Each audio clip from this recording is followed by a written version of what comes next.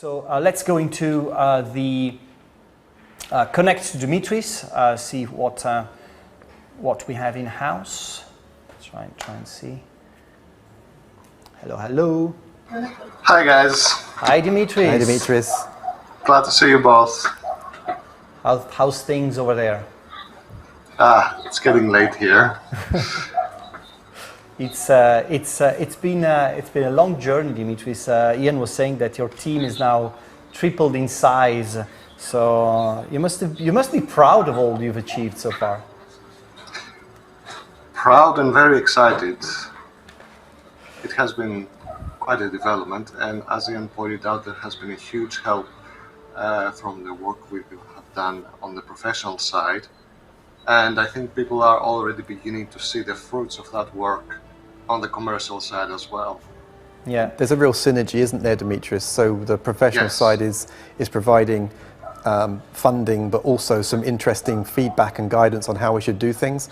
And then the commercial side is providing enormous amounts of resource for testing and for research. And those two things are working really well together. And like I say, the synergy is really strong between the commercial and the professional versions. That is correct. There is sometimes a misimpression on the civilian space that the professionals don't want to share any information because everything is classified, etc., which is simply not true. The professionals can share a ton of useful information. Of course, they cannot share everything, but they are willing to provide a lot of information that is available out there for research, for pretty much everything. And obviously, there has been a tremendous opportunity for us to exploit all that knowledge and embed it both on the commercial and professional editions of Command. So today, Dimitris, we want to focus on the commercial side of things, but we'll leave a little bit of time after this bit to answer some of the community's question, if they have a question about the pro side of stuff as well. Certainly. One of the things we're focusing today on is the new DLC for Command, and a DLC we're pretty proud of because there's a lot of very interesting stuff happening with this DLC. And it's Command Falklands. So can you tell us a bit about it, and just go through a bit about what the DLC is about? Yes, so Falklands is a new upcoming DLC for Command. It focuses on the historical Falklands conflict in 1982. It covers the period from right after the taking of the islands by the Argentinian military all the way to the final battles for the retaking of the islands by the Royal Navy and British Task Force. It covers all the major historical engagements of that conflict, all the news from the headlines, plus a few hypotheticals. Sorry, go ahead. No, go, just to see to understand a bit more about it. So you're playing from both sides. So you've got like units coming from both sides, yes. And you can. How's the structure of the DLC in that regard? So just over half of the scenarios are playable from the British side, and the remainder also from the Argentinian side. Obviously, that's a matter of design preference, but depending on what actually is being represented on each scenario, it makes sense to play some scenarios from one side and some others from the other. For example, the scenario that we are currently watching, this is the big all-out attack that the Argentinian Air Force mounted on the British Task Force on, I think, the 5th of May of 1982. This was the big missile attack that historically resulted in the destruction of the destroyer Sheffield. The Argentinians were actually hoping to successfully attack any of the two carriers, but they had to settle for what they could get. So this is an example where playing from the Argentinian side makes a lot of sense, as from that side you have to make a lot more decisions on how to attack, which is your best course of success. We're seeing now live an example of this attack and the difficulties that they encountered from the defensive cap screen of the British Sea Harriers. So this is an example where it makes sense to play from the Argentinian side. There are other scenarios where it makes sense to play from the British side, for example, the handling of the San Carlos landings, or some of the attacks on the Argentinian facilities on Port Stanley and other places. What do you think is making this? I mean, there's many DLCs out there, right? So every DLC has its own peculiarities and is strong for something very specific. What do you think that makes this DLC different and more interesting for the players? As with some other campaigns, this too is based on historical events. So the player has the opportunity to participate in some of the big historical battles that took place on that conflict and try to examine how things could have gone differently, what the probabilities were, what the actual difficulties posed by both sides were, and so on. In terms of this specific conflict, you could argue that together with the Yom Kippur War, this was really the dawn of the introduction of guided weapons in naval warfare in a big way. I mean, we already had several cases of that in the 1973 conflict between Israel and the Arab nations, but this was really the conflict that drove home, made names like the Exocet or the Sea Hare or the Sandwinder really made them into household names, so to speak. Well, one of the things that's interesting about Falklands of this DLC is that it's being developed and researched by someone who was actually part of the conflict, is it? That's correct. The creator of this DLC is Paul Bridge, who was actually a Royal Navy officer, and he took part in that conflict aboard the frigate Plymouth. See, how's the DLC played? Is it set up in chronological order, and is it do you play it like historically from both sides, and how's it structured as a whole? And is there something like extra on top of the historical scenarios as well? Most of the scenarios are arrayed indeed in chronological order, although of course the player is free to play them in any order that he actually wishes. There are a couple of additional hypothetical scenarios which are interplaced between the actual historical events. So for example, there is a scenario in which the player from the British side has access to the Ark Royale carrier, which was historically retired in 1979, but in this case the player can still command it and take control of Phantoms, Buccaneers, airborne early warning aircraft, etc.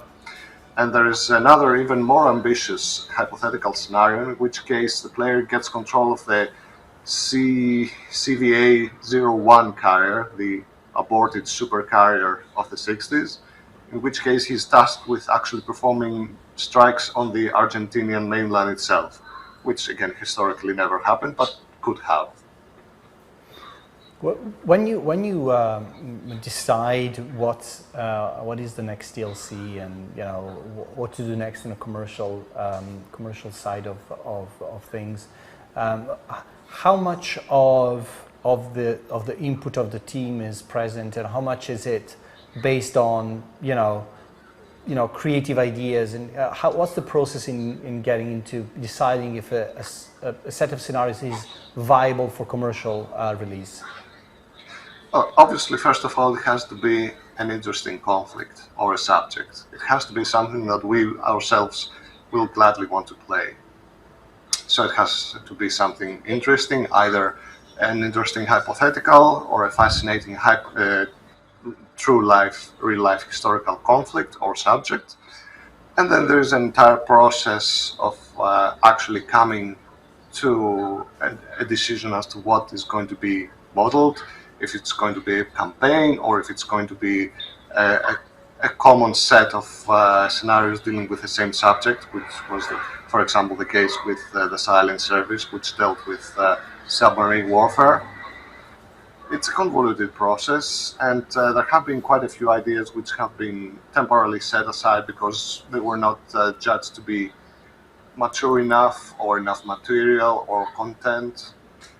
So you may begin with 10 different proposals until you arrive at maybe one or two which have been sufficiently developed and are judged to be quite mature enough for release. So for example, I could probably say that at the moment there are several more DLC ideas being explored, and some of them are being actively developed, and we will see the order at which those DLC packs will be actually released. When is Falklands releasing, Dimitris? Certainly before the end of the year.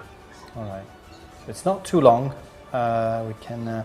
I was looking at the best-selling games we're having on the Steam War Games sales this week, and Command is up there as being #1 still. How it's you're celebrating how many years of the release of Command, modern Command, or Simano, as we called it once. How long ago was it released? It's been 9 years now in all its incarnations. Does it feel longer or shorter? Definitely longer. It's pretty impressive that a game can maintain an audience for that length of time, but not only maintain it, but grow it, and it's continually adding new features. The new features that you're looking at adding that will be developed on the professional side and rolling across, they won't be in Falklands, but they'll be coming soon afterwards, I think, won't they, Dimitris? That is correct. We are hot right now on finishing up and polishing the so-called tiny update, as you previously described it, which, as you mentioned, is absolutely huge. I could say it's the biggest update we've done since the initial release of CMO. We hope to be able to release it before the end of the year officially, but usual caveats apply. It is going to be a huge release with many new features. Those that have already been beta testing it in public are aware of how big an update it is and how big a step forward it is. And I certainly hope that we will be able to meet everyone's expectations once we go live officially with this. And that will be a free update, Dimitris? That is correct. Is there anything we can say about it? If you want us to, there's a whole lot you could say about it. Say something, drip feed stuff. Where to start, really? Just a couple of things that... Start with AMP. Between the strike planner improvements, which basically allow you to synchronize even massive multi-domain strikes with just a few clicks, the new missile kinematics, which for anyone who comes to Command from dedicated combat flight simulators like Falcon 4 or DCS, those missile mechanics should be very familiar. Everything from the amphibious and operations planner, which allow you again to structure multiple missions with different priorities. Really, where to end? When we showed some of these features to the professional audience in Quantico a couple of weeks ago, they were incredibly excited. They were like children on Christmas morning. Some of these features really will make a huge improvement for players. What was Quantico? Can you explain the CUC? So yes, it was probably about 4 weeks ago now, that we went across to Quantico, so US Marine Corps headquarters, and this is something we're doing annually these days. We get together the users from around the world, professional users of Command, and bring them all together it's a kind of a blend of training slash just kind of community of practice type things. They also went off and did a classified version, so they created their own community of practice within the defense industry, which we can't attend because it's all classified briefings and talk about what they're sharing with each other. We had the Air Force, the Navy, we had different nations, so the Greeks Navy was there, UK had the STL there, Spanish were there. There weren't as many international attendees because we're still in a bit of a post-COVID time. Yeah. But it was all about... So go on, if I may interject on that slightly, it's very funny because you see a lot of guest presentations during those events where they show you what the various organizations are doing with Command PE. And that's the most interesting part of it. It's incredible what they show, and then they tell you, oh, there's also a classified briefing where we discuss even more. And you think, what the hell are they doing on top of what we're seeing? So it's a blend of us presenting and showing the new features and explaining how things work. But the most interesting part of the week is the users actually do presentations. So each day there's two members of the community, University of Dayton, the US Marine Corps, the Air Force, Air Mobility Command. They all present how they're using Command in their war games or what research they're doing. And it's really interesting finding out what they're doing. And it really feels feels like you're doing something important. So it's almost getting out of your hands, Dimitris. You don't control it anymore. It's already become too wild a horse to ride single. And yes, also Quantico is a moment where you actually get all the team together. Is it? I mean, all the command development team gets together. Most of the team, yes, and it's a rare opportunity these days, seeing as the team is normally distributed globally.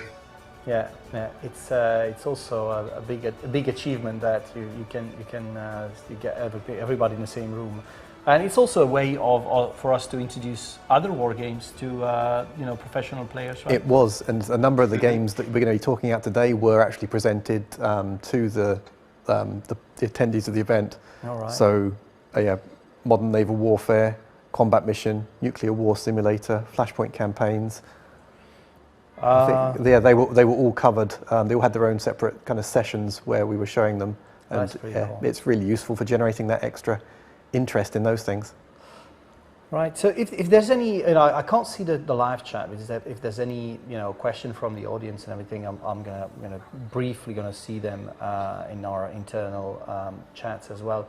Dimitris, is there anything that you think that you have not achieved so far with Command, and is your dream to get to at some point add to the game, or where do you take it from here in your This could take hours to answer. Yeah, there's Just a ton of things.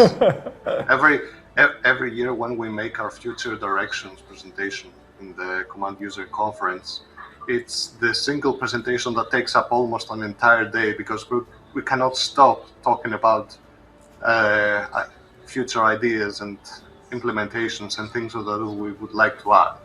And of course, the best part is that many of those ideas do end up getting approved and funded and developed, and they end up not only on the professional edition, but many of them become part of the commercial version. So all this vision about how to build something and what to build does end up getting at the hands of the end users, and of course that's the greatest satisfaction for us. One of the things that was very clear up until I got involved or kind of was still part of the discussion, which was now sounds like a long time ago. It was almost a balance between answering the needs of the industry, of the defense industry, develop this for us because we need this feature to be added to the game, and our vision of where we wanted the game to go to in the long term. Is it still the case that you have to balance these two things, like external requests and work and custom work with where you think the game should go in the future? There is always a need to balance those, but it is tempered by the fact that there is a significant overlap. So when professionals tell us that we need this and that and the other thing, and we tell them, yes, we too want to do this and that and the other thing, and that often results in something that both the commercial players and the defense professionals want.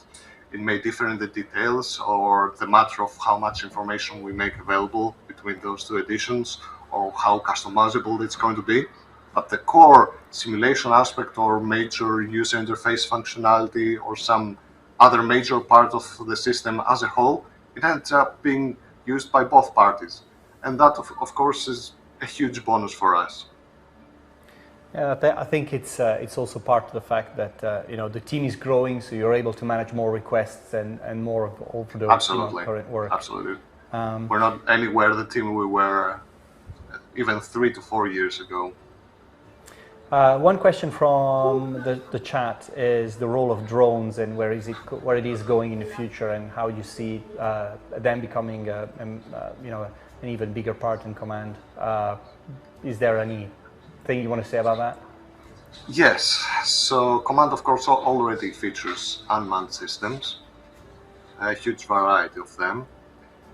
We have a number of different development proposals for more faithfully modeling their peculiarities, both their strengths and limitations. For example, one of the recent additions we had to the database schema, which is not actually implemented sim-wise, but is there, is to model different degrees of autonomy.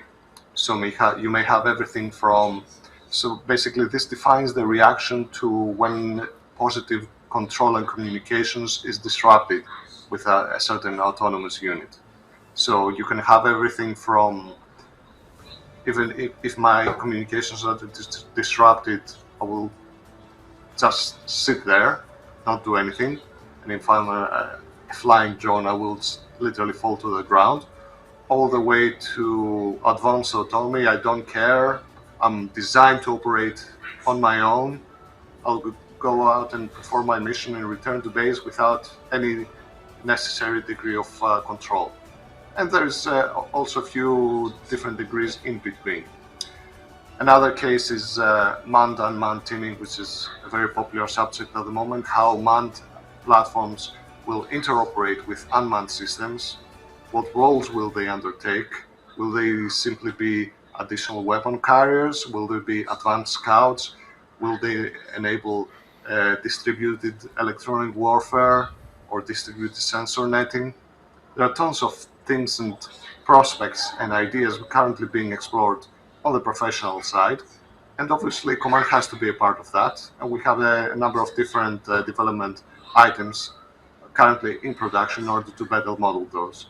So there is a huge interest in that development, both from the commercial and of course from the professional world. It's incredible how this game almost like you need to keep it up to date, not only from a database perspective, but functionalities are just... It's so true, because you were kind of asking Dimitris, is the game done, or when do you think it will be done? But in reality, it'll never be done, because the technology it's based on is constantly changing. I've got one last question, although we sort of briefly touched on it. There's an unmissable question for every single live stream we had about Command in the past, and it's, what about multiplayer? And our answer to that, it is coming. I know we've said that before, I recognize that, but I can say it's coming. And it's going to be better than we originally envisioned. So, and it's going to be part of this tiny update, is it? No. No, it's after that. Okay. And I can also refer to two other big developments that are also in the pipeline.